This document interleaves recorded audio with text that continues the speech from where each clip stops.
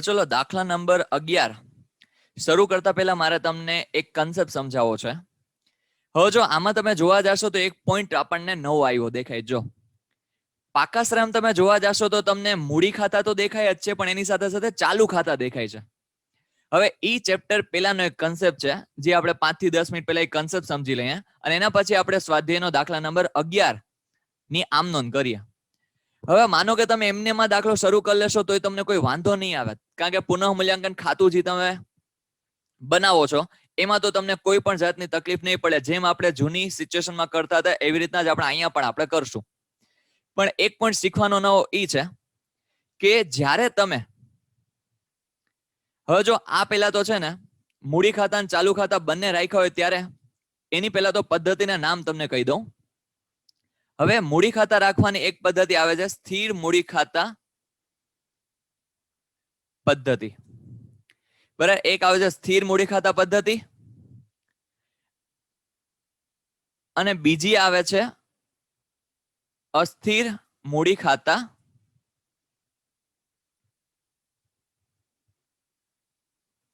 પદ્ધતિ. બરાબર, આ રીતના બે પદ્ધતિઓ આવે છે. હવે સર આ બંનેમાં ફરક શું છે? હવે જો સિમ્પલ વેમાં આપણે વાત કરીએ તો જો મૂડી ખાતા પદ્ધતિ એટલે કે પહેલા આપણે સમજીએ અસ્થિર મૂડી ખાતા પદ્ધતિ. હવે હું આને છે ને આપણે ખબર તમે રેલગાડીમાં કોઈ ગયા હોય તો રેલગાડીમાં 2-3 પ્રકારના ડબ્બા હોય. એક હોય લોકલ ડબ્બો. હવે ઘણી બધી વાર આખી ટ્રેન લોકલ હોય અને ઘણી બધી વાર શું હોય ટ્રેનનો એકાદો ડબ્બો લોકલ હોય પણ એના સિવાયના બીજા જેટલા પણ ડબ્બા છે એ સ્પેશિયલ કોચ હોય, કે ભાઈ જેમાં સ્લીપર કોચ હોય, એસી ક્લાસ હોય. હવે અસ્થિર મૂડી ખાતા પદ્ધતિ એટલે શું છે ખબર છે? તો કે આખી ટ્રેન લોકલ છે, એટલે કે અહીંયા ખાલી આપણે એક જ ખાતું બનાવશું મૂડી ખાતું. બરાબર, આપણે ખાલી એક જ ખાતા બનાવશું મૂડી ખાતા અને એ પણ કોના? ભાગીદારોના. બરાબર, આપણે અહીંયા ભાગીદારોના મૂડી ખાતા બનાવશું. હવે જો મેં તમને કીધું આને ટ્રેનને હું શું કહું છું તો કે લોકલ ડબ્બો કહું છું. એટલે અહીંયા તમને જેટલા પણ ભાગીદારોની મૂડી સાથે વ્યવહારો કનેક્ટેડ હોય અસ્થિર મૂડી ખાતા પદ્ધતિમાં એના ખાલી એક જ ખાતું બને છે જેનું નામ છે ભાગીદારોના મૂડી ખાતા. હવે એનો નિયમ તમને બધાને ખબર છે કે ભાગીદારોની મૂડી વધે તો મૂડી ખાતા શું થાય? જમા. અને જો મૂડી ઘટે તો મૂડી ખાતા શું થાય? ઉધાર. આનો સિમ્પલ નિયમ છે જે તમે 11 માંથી ભણતા આવો છો કે ભાઈ મૂડી વધે તો મૂડી ખાતું શું થશે? જમા. અને મૂડી ઘટે તો મૂડી ખાતું શું થશે? ઉધાર. આ સિમ્પલ નિયમ છે. ભાગીદારો ઉપર પણ આ જ નિયમ લાગુ પડે છે. હવે અસ્થિર મૂડી ખાતા પદ્ધતિ, હવે જો જ્યારે તમને આમ ન કીધું હોય ને કે ભાઈ જ્યારે તમને જો આ દાખલા નંબર 10 માં જેમ છે કે તમને આવી રીતના ડાયરેક્ટ આપી દીધું છે તો એ બાય ડિફોલ્ટ કઈ પદ્ધતિ થઈ ગઈ? અસ્થિર મૂડી ખાતાની પદ્ધતિ થઈ ગઈ. કઈ પદ્ધતિ થઈ ગઈ? અસ્થિર મૂડી ખાતાની પદ્ધતિ થઈ ગઈ.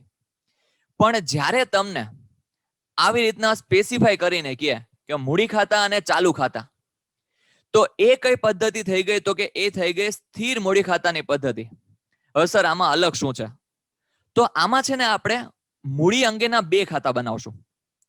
એક આપણે બનાવશું ભાગીદારોના મૂડી ખાતા અને બીજા આપણે બનાવશું ભાગીદારોના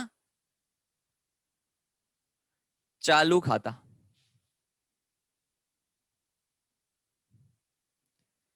ચલો, એક આપણે બનાવશું ભાગીદારોના મૂડી ખાતા અને બીજા આપણે બનાવશું ભાગીદારોના ચાલુ ખાતા. હવે જો હું તમને મારી લેંગ્વેજમાં કહું તો હું આને છે ને આમ સ્પેશિયલ ક્લાસની કોચ કહું, આમ સ્પેશિયલ ક્લાસની ટ્રેન કહું છું. કે ભાઈ તમને ખબર હોય તો નોર્મલી બધી ટ્રેનમાં છે ને 2-3 ડબ્બા લોકલ હોય, પછી 1-2 ડબ્બા સ્લીપર કોચના હોય અને બીજા બધા ડબ્બા છે ને હોય તો કે એસી ના ને બધા અલગ અલગ હોય છે. તો અહીંયા સ્થિર મૂડી ખાતાની પદ્ધતિ એટલે શું?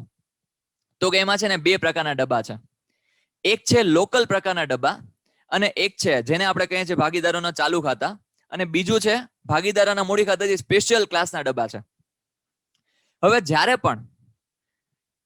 પણ તમે સ્થિર મૂડી ખાતાની પદ્ધતિએ વ્યવહારો એટલે કે દાખલાઓ બનાવતા હોય, દાખલો ગણતા હોય, ત્યારે હંમેશા મૂડી ખાતામાં છે ને બહુ ઓછા વ્યવહારો આવે. ખાલી એક જ વ્યવહાર કેમાં આવે? તો કે મૂડી ખાતામાં આવે.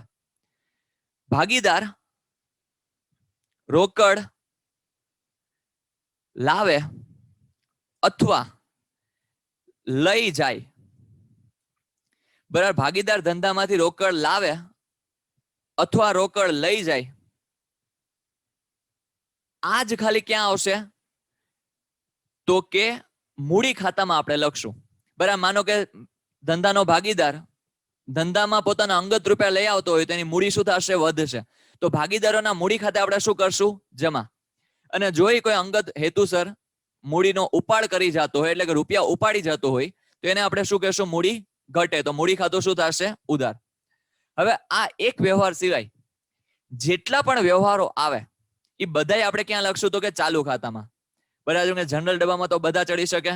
એસી વાળો છે એ જનરલ ડબ્બામાં ચડી શકે, પણ જનરલ ડબ્બા વાળો એસી ડબ્બામાં ચડી શકતો નથી. તો ઇન શોર્ટ, આ રોકડ લાવે અને લઈ જાય એના સિવાયના જેટલા પણ વ્યવહારો છે એ બધા તમે ક્યાં લખશો? તો કે ચાલુ ખાતામાં લખશો. માનો કે ભાગીદારને પગાર આપવાનો થયો, ભાગીદારને બોનસ આપવાનો થયું, ભાગીદારને કમિશન આપવાનું થયું, મૂડી પર વ્યાજ આપવાનું થયું, ઉપાડ પર વ્યાજ લેવાનું થયું, તો આ બધા અલ્ટિમેટલી આપણે કોની ઉપર લખશું? તો કે એ બધા આપણે લખશું ચાલુ ખાતામાં. તો અહીંયા ખાલી સ્થિર મૂડી ખાતા પદ્ધતિએ તમને મૂડી ખાતા અને ચાલુ ખાતા બે ખાતાઓ બનાવવાના આવશે. અને એમાં ખાલી ફરક એ જ છે કે અહીંયા જે આપણે છેલ્લી આમનોંધ, જો તમને દાખલા નંબર 10 માં મારી પાસે છે લખેલો આ વખતે તો, બરાબર, કારણ કે એક્સેલમાં તો આપણે બધું સેવ રાખી શકીએ. જે આ છેલ્લી આમનોંધ આપણે કરી હતી, જો છેલ્લી આમનોંધ આપણે શું કર્યું હતું? પુનઃ મૂલ્યાંકન ખાતે ઉધાર તે ભાગીદારોના મૂડી ખાતા. કયા પ્રમાણમાં? તો કે નફા નુકસાનના પ્રમાણમાં. આવું આપણે કર્યું હતું. બસ અહીંયા ખાલી ફરક શું છે? તો કે અહીંયા આપણે ભાગીદારોના ચાલુ ખાતે જમા કરશું. શું કરશું? ભાગીદારોના ચાલુ ખાતે જમા કરશું. કારણ કે જો આ છે એ અલ્ટિમેટલી મિલકતોને દેવાનું પુનઃ મૂલ્યાંકન કરતા, એટલે કે ભાઈ આપણે ફરીથી એનું વેલ્યુએશન કર્યું છે, એનાથી ફાયદો કે નુકસાન થાય છે. તો અહીંયા કઈ ન તો ભાગીદાર રૂપિયા રોકડા લાવે છે અને ન તો ભાગીદાર રૂપિયા રોકડા લઈ જાય છે. તો એના સિવાયના વ્યવહારો છે. તો અહીંયા ખાલી છેલ્લી આમનોંધમાં શું આવશે? ચાલુ ખાતે આવશે. બસ એટલું મારે તમને સમજાવવું હતું. બરાબર, જે આપણે પેલા ચેપ્ટરમાં ડિટેલમાં ડિસ્કશન કરવાના છીએ, પણ એ આપણે ત્યારે કરશું. તો એ કન્સેપ્ટ આપણે અત્યારે જ આપણે સમજી ગયા. ચલો, અહીં સુધી બધાને ક્લિયર થાય છે? સ્થિર મૂડી ખાતા પદ્ધતિમાં તમને બે ખાતા આપેલા હશે, મૂડી ખાતા અને ચાલુ ખાતા. જ્યારે અસ્થિર મૂડી ખાતા પદ્ધતિમાં તમને ખાલી એક જ ખાતું આપેલું હશે, મૂડી ખાતા. અસ્થિર મૂડી ખાતા પદ્ધતિ એ જનરલ ગાડી જેવું છે. બધા વ્યવહારો મૂડીને લગતા ક્યાં? તો કે એક જ ખાતામાં, અસ્થિર મૂડી ખાતા પદ્ધતિમાં. પણ સ્થિર મૂડી ખાતા પદ્ધતિમાં એક આપણે અલગથી એસી કોચ બનાવીએ છીએ, એટલે કે સ્પેશિયલ કોચ બનાવીએ છીએ, ભાગીદારોના મૂડી ખાતા, જેમાં આપણે ખાલી એક જ પ્રકારના વ્યવહારો લખશું. ભાગીદાર રોકડ લાવે અથવા રોકડ લઈ જાય. એના સિવાયના બધા વ્યવહારો ક્યાં લખશું? આપણે ભાગીદારોના ચાલુ ખાતે લખશું. તો ચલો ફટાફટ કેજો, અહીં સુધી બધાને ક્લિયર થાય છે? તો આપણે આગળ વધી શકીએ. હવે આપણે ક્વેશ્ચન વાંચી અને જેમ આપણે દાખલો આગલા વખતે ગણ્યો હતો એવી રીતના જ આપણે દાખલો ગણવાની શરૂઆત કરીએ. તો ચલો દાખલા નંબર 11. ચલો આપણે ક્વેશ્ચન પેલા વાંચીએ.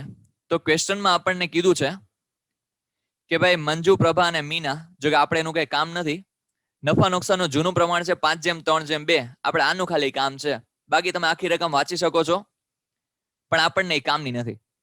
હવે અહીંયા આપણને કીધું છે શું? તો કે ભાઈ પુનઃ મૂલ્યાંકન ખાતું તૈયાર કરો અને પુનઃ મૂલ્યાંકન બાદનું પાકું સરવૈયું તૈયાર કરો. પણ આપણે પુનઃ મૂલ્યાંકન બાદનું પાકું સરવૈયું અહીંયા તૈયાર કરવાના નથી. સર શું કામ એને નથી કરવાના? કારણ કે આ ચેપ્ટર કેટલા માર્કનું? 3 માર્કનું. તમને આમનોંધ શું પૂછાશે? તો વધીને 2 થી 3 આમનોંધ પૂછાશે. તો એના માટે આપણે આમનોંધ શીખશું અને પુનઃ મૂલ્યાંકન ખાતું બનાવતા શીખશું. હવે પુનઃ મૂલ્યાંકન બાદનું પાકું સરવૈયું આપણે બનાવશું પણ ખરી, પણ એ આપણને આ ચેપ્ટરમાં પૂછાશે નહીં, કારણ કે આખું ચેપ્ટર 5 માર્કનું. અને આ જે દાખલો જો તમને બધું કરવા જાવ ને તો આ દાખલો તમારો થઈ જાય 8 માર્કનો. પણ હા, આપણે અહીંયા શીખશું, એક લેક્ચરમાં હું તમને શીખવાડીશ પુનઃ મૂલ્યાંકન બાદનું પાકું સરવૈયું બનાવતા, પણ કારણ કે આપણને આના પછીનું ચેપ્ટર છે 5મું ચેપ્ટર, ભાગીદારનો પ્રવેશ અને નિવૃત્તિ, એમાં કામ લાગે છે. એટલા માટે આપણે અહીંયા એકાદ બે દાખલામાં આપણે બનાવતા શીખશું, પણ આ દાખલામાં આપણે બનાવતા નથી. આ દાખલામાં આપણે ખાલી શું બનાવીએ છીએ? આમનોંધ અને પુનઃ મૂલ્યાંકન ખાતું. આ બે વસ્તુ આપણે આ દાખલામાં બનાવશું. તો ચલો હવે મૂડી દેવા સાઈડ તમને મૂડી ચાલુ ખાતા, 12% બેંક લોન ચાલુ દેવા, બિનચાલુ મિલકતો, ચાલુ મિલકતો, આવું તમને આપેલું છે. અને વધારાની માહિતીમાં તમને 7 હવાલા આપેલા છે. સૌથી પહેલું છે જમીન મકાનની કિંમતમાં 25% વધારો કરવાનો છે. ફર્નિચરની કિંમત 10% થી ઘટાડવાની છે. યંત્રોની કિંમત 80% રાખવાની છે. આખા સ્ટોકની ચોપડે કિંમત બજાર કિંમત કરતા 5,000 વધુ છે. પાંચમું કીધું છે દેવાદારો પર કુલ 2,500 ની ઘાલખાત અનામતની જોગવાઈ કરવાની છે અને લેણદારો માંથી 3,000 ના લેણદાર હવે ચૂકવવાના નથી. બેંક લોન પણ છેલ્લા 3 માસનું વ્યાજ ચૂકવવાનું બાકી છે. હવે આમાં તમારા માટે ખાલી 1-2 પોઈન્ટ નવા છે, બાકી બધું દાખલા 10માં આપણે ભણી ગયા એના જેવું રિપીટ થઈ છે. તો ચલો આપણે હવે સૌથી પહેલા હવાલાથી આપણે સ્ટાર્ટ કરીએ છીએ. તો પેલું આપણને કીધું છે જમીન મકાનની કિંમતમાં 25% વધારો કરવાનો છે. ચલો અહીંયા તમને ટકાવારી આપી છે, તો તમારે એની જૂની કિંમત જોવા જવી પડે. જો રકમ આપી દીધી હોત તો આપણને કોઈ ચિંતા નહોતી, પણ આપણને જમીન મકાનની ટકાવારી આપી છે અને એટલા ટકા જ વધારો કરવાનો છે. તો ચલો પેલા તો જમીન મકાન છે કેટલાના, તો કે 1 લાખ રૂપિયાના. હવે 1 લાખ રૂપિયામાં તમારે કેટલા ટકા વધારો કરવાનો છે, તો કે 25%. તો કેજો જે 1 લાખના 25% કેટલા થાય? 25,000. Very good. ચલો 25,000. Very good. ચલો 25,000 રૂપિયા. હવે અહીંયા 25,000 નો વધારો થાય છે જમીન મકાનની કિંમતમાં, તો આપણને ફાયદો થાય કે નુકસાન? કેજો. બરાબર, આપણને શું થાય? ફાયદો. કારણ કે પેલા આપણી જમીન હતી 1 લાખ રૂપિયાની, હવે એની કિંમત 25,000 વધી ગઈ છે, તો આપને શું થાય છે? ફાયદો. હવે ફાયદો થાય તો પુનઃ મૂલ્યાંકન ખાતું શું થાય? કેજો. જમા. Very good. ચલો વેરી ગુડ, જમા. તો ચલો આપણે અહીંયા લખી લઈએ પેલી આમ નોંધ. જમીન મકાન ખાતે ઉધાર તે પુનઃ મૂલ્યાંકન ખાતે. ચલો 25,000 રૂપિયા જેટલી કિંમતનો વધારો થાય છે એટલી કિંમતથી જ આપણે અહીંયા એન્ટ્રી કરશું. તો ચલો આપણે અહીંયા લખી નાખ્યું 25,000 રૂપિયા. બાબત જે લખ્યું હોય તો આપણે શું લખી શકશું? જમીન મકાનની કિંમતમાં 25% નો વધારો કર્યો. આ આપણી થઈ ગઈ બાબત છે.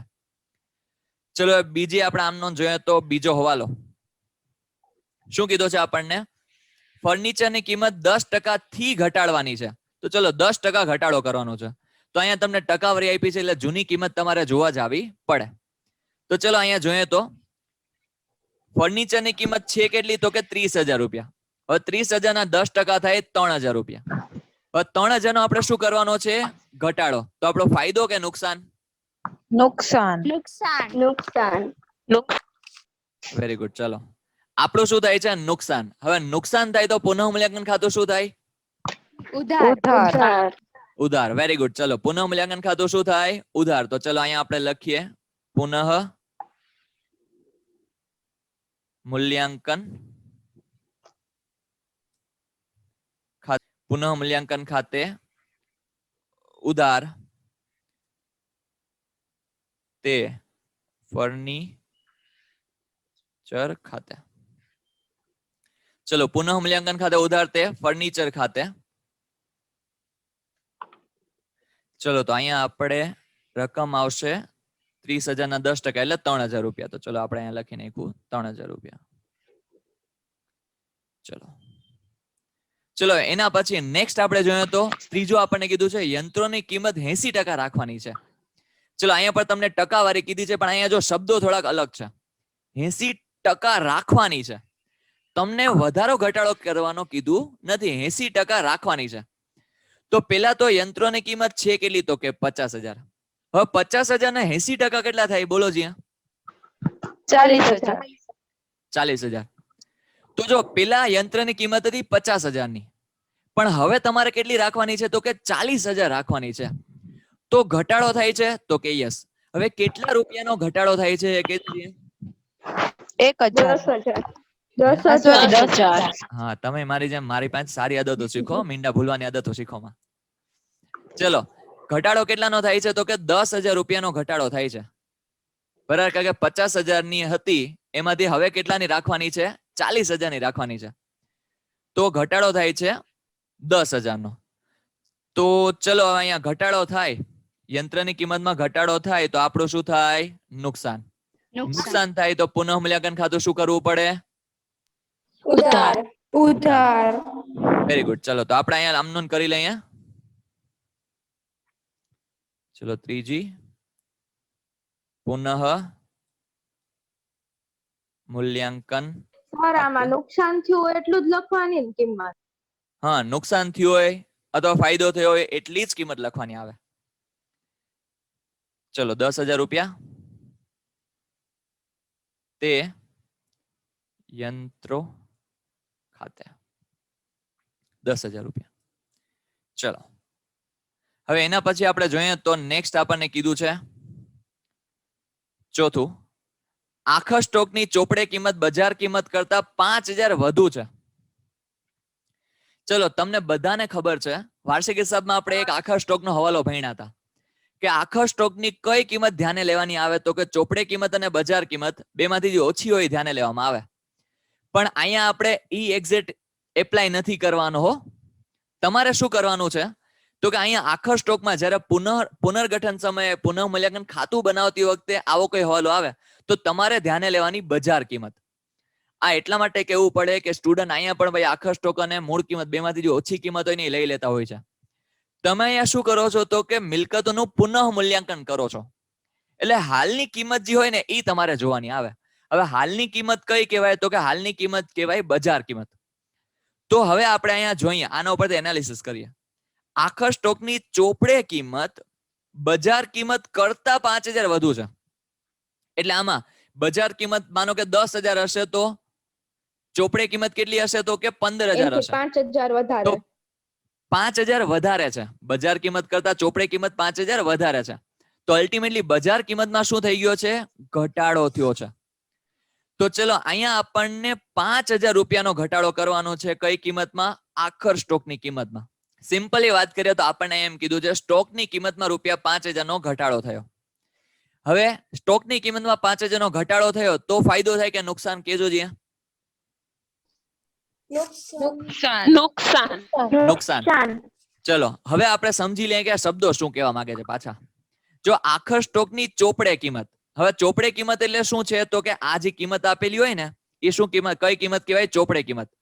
તો 40,000 ની ચોપડે કિંમત છે.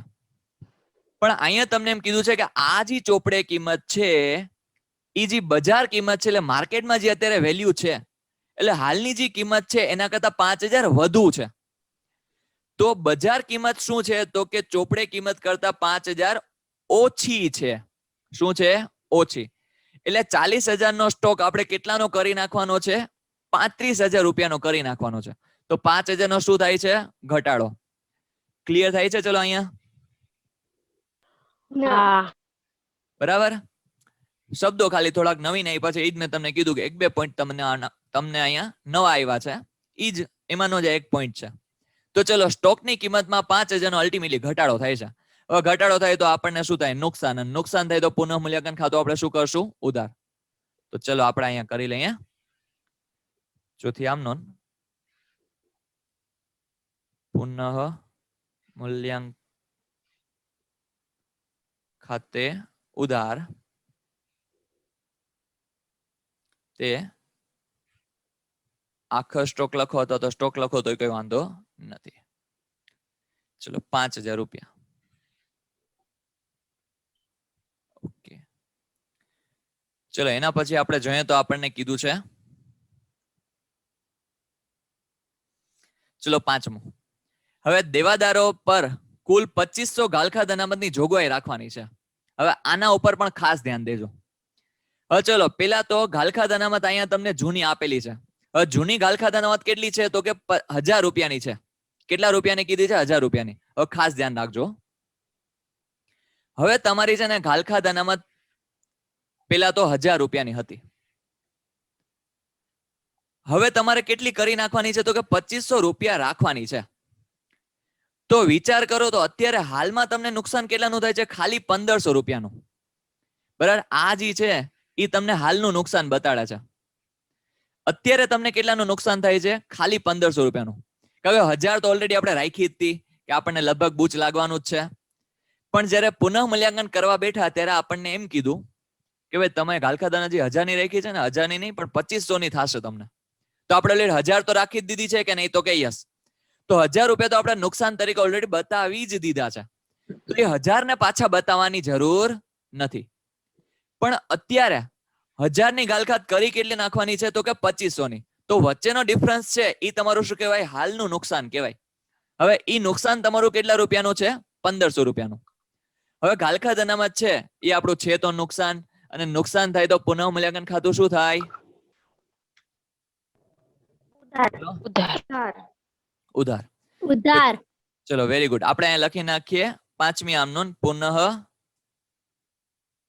મૂલ્યાંકન ખાતે ઉધાર તે ઘાલ ખાદ અનામત ખાતે 1500 રૂપિયા.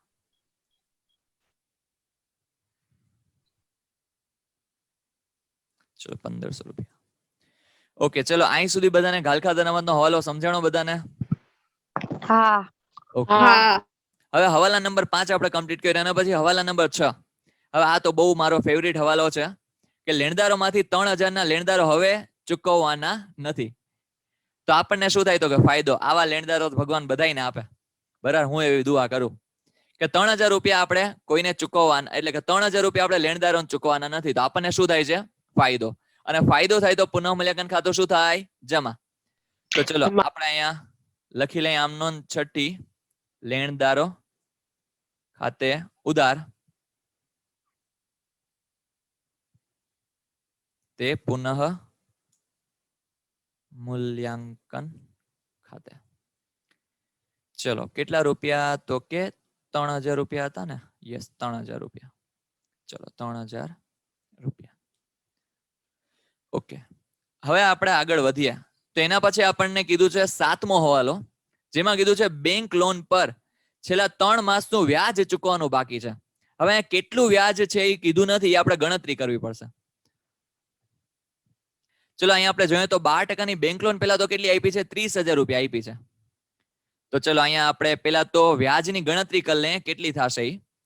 હવે 30,000 રૂપિયાની લોન હોય, એની પર વાર્ષિક 12%નું વ્યાજ હોય. હવે એમાં તમારે કેટલા મહિનાનું ખાલી નથી ચૂકવવાનું, એટલે કેટલા મહિનાનું ચૂકવવાનું બાકી છે? તો કે 3 મહિનાનું ચૂકવવાનું બાકી છે.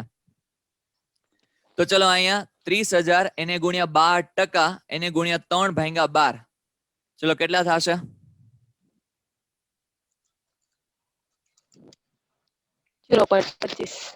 કેટલા? 900. ચલો 900.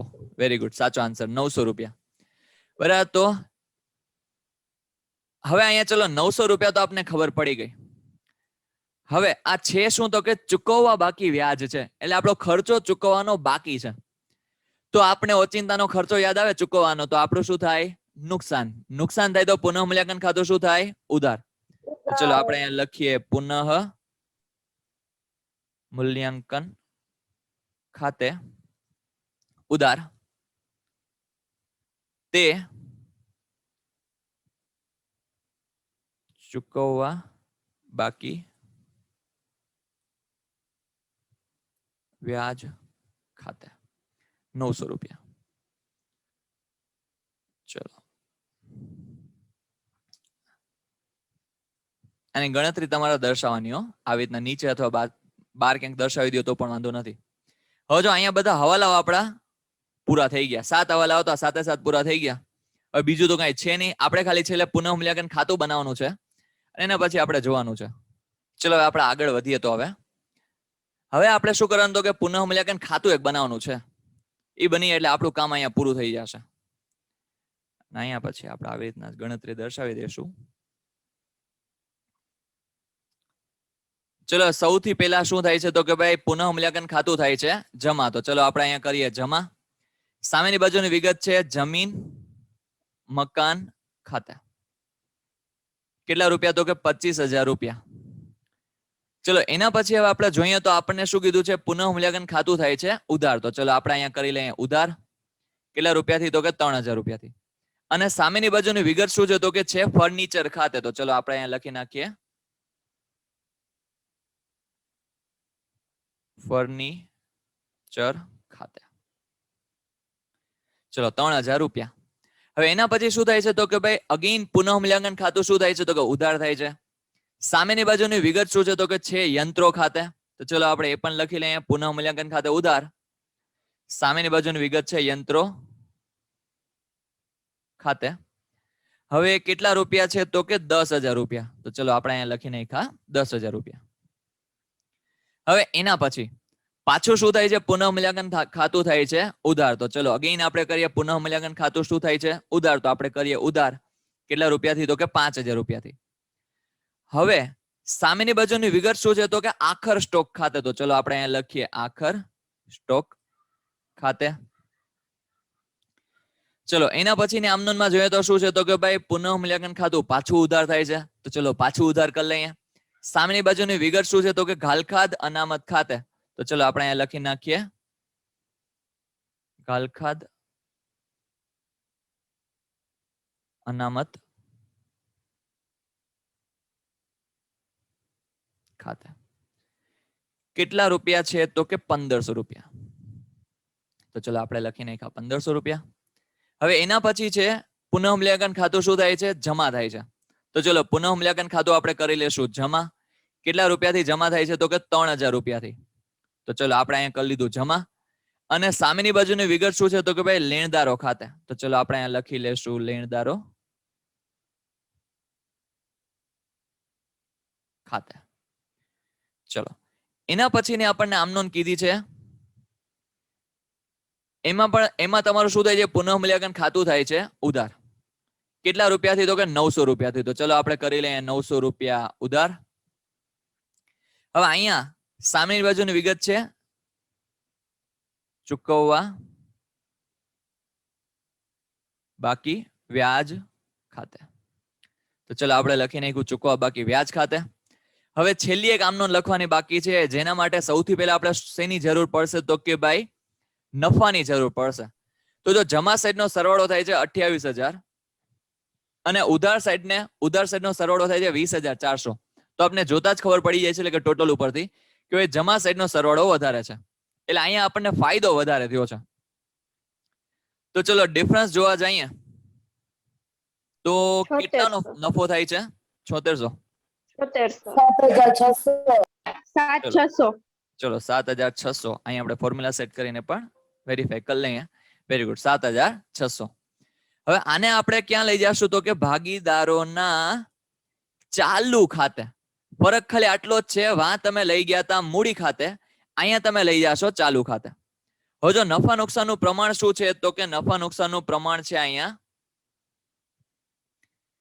જૂનું પ્રમાણ અહીંયા જોવાનું 5:3:2. ચલો અહીંયા જે પણ થયું હોય, તમને નફો થયો હોય કે નુકસાન થયું હોય, એને તમારે કયા પ્રમાણમાં વેચવાનું? તો કે જૂના પ્રમાણમાં વેચવાનું. આ એક ખાસ ધ્યાન રાખજો. તો જૂનું પ્રમાણ છે 5:3:2. તો ચલો આપણે અહીંયા લખી નાખીએ પહેલા તો 5:3:2. અને ભાગીદારોના નામ શું છે? તો કે ભાગીદારોના નામ છે મંજુ, પ્રભા, મીના. ચલો અહીંયા આપણે એ પણ લખી નાખીએ મંજુ, પ્રભા અને મીના. ચલો હવે આપણે જોવા જઈએ તો 7600. હવે એને ગુણ્યા મારે મંજુનો નફો જોતો હશે તો મંજુનો ભાગ કેટલો છે? તો કે ભાઈ ખાલી છે 5. તો એને હું ગુણ્યા કરીશ 5 અને ભાંગ્યા હું શું કરીશ? તો કે ભાઈ નફા નુકસાનના પ્રમાણનો ટોટલ. તો ભાંગ્યા કરીશું 10. તો ચલો કેટલી રકમ આવશે અહીંયા? 38. Very good. 5/10. તો કેટલા આવશે? 3800 રૂપિયા. ચલો એનો ભાઈ પ્રભાનો મારે નફો જોતો હોય તો હું શું કરીશ? તો કે ભાઈ 7600 એને ગુણ્યા પ્રભાનું નફા નુકસાનનું પ્રમાણ કેટલું છે? તો કે ભાઈ 3. તો અહીંયા હું કરીશ 3. હવે ભાંગ્યા શું કરીશ? તો કે ભાઈ નફા નુકસાનના પ્રમાણનો ટોટલ કરીશ. તો ભાંગ્યા 10. 22.80. Very good, 22.80. ચલો એના પછી મીનાનો નફો કેટલો આવશે? તો કે ભાઈ 7,600 એને ગુણ્યા મીનાનો ભાગ કેટલો છે? તો કે 2. એને ભાંગ્યા કેટલા થશે? તો કે 10. તો ચલો અહીંયા કેટલા આવશે? 15, 20. ચલો તો આ આપણને મળી ગયો અહીંયા. તો અહીંયા આપણે અંદરની કોલમમાં લખવું પડે મંજુ, એને મળશે 3800. પછી પ્રભા, એને મળશે 2280. અને મીના, એને મળશે 1520. ચલો હવે આપણે જોઈએ તો આપણે આની આમનોંધ પસાર કરવી પડે. હવે પુનઃ મૂલ્યાંકન ખાતું શું થયું? તો કે ઉધાર. તો આપણે અહીંયા કરશું પુનઃ મૂલ્યાંકન ખાતે ઉધાર. કેટલા રૂપિયા? તો કે 7,600. હવે તે અહીંયા આપણે લખશું મંજુના ચાલુ ખાતે. મંજુના ચાલુ ખાતે આવશે 3800 રૂપિયા. પછી આવશે તે પ્રભાના ચાલુ ખાતે. અહીંયા આવશે 2280 રૂપિયા. અને છેલ્લું તે મીનાના ચાલુ ખાતે 1520 રૂપિયા. ચલો, તો અહીંયા આપણો આ દાખલો થઈ ગયો કમ્પ્લીટ. અને ટોટલ પણ જો ઓટોમેટિક લાગી ગયો કારણ કે આપણે ફોર્મેટ સેટ કરેલું છે. તો ચલો 56,000 ટોટલ આવે છે બંને બાજુનો. ચલો, આ દાખલામાં કોઈને કઈ ડાઉટ હોય તો પૂછી શકે છે.